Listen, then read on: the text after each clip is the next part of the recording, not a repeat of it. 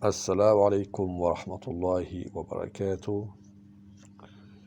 Nous sommes dans notre troisième cours concernant la biographie de notre saint prophète Muhammad sallallahu alayhi wa sallam.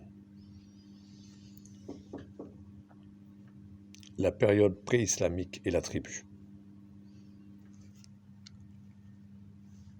L'époque précédant l'islam dans la péninsule arabique est appelée l'époque pré-islamique, l'époque de l'ignorance, el-Jahili.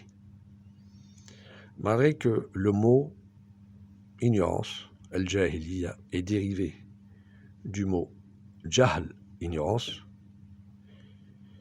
il n'est pas antonyme au mot science, el-ilm, mais il est plutôt contraire à la raison et à la logique.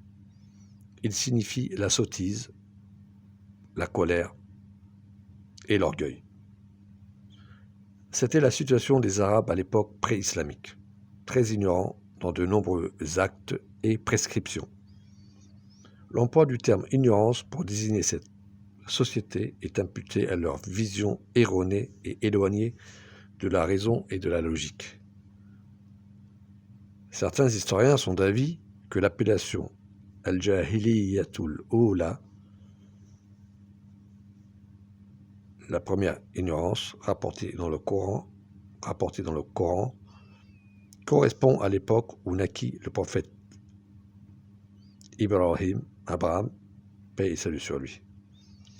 Il est dit que c'est la période entre Adam et Noé, entre Adam et Noé, paix et salut sur eux, qui correspond à 800 ans. Alors que certains contemporains sont d'avis quelle est la période entre Jésus et Mohammed, sallallahu alayhi wa sallam. C'est dans ce sens que convergent les versets coraniques dans lesquels sont rapportées l'évocation des lois de la Jahiliya, du temps de l'ignorance, les pensées dignes de l'époque islamique, la fureur de l'ignorance, l'exhibition des femmes d'avant l'islam. La tribu était l'unité politique chez les Arabes, à l'époque antérieure à l'islam.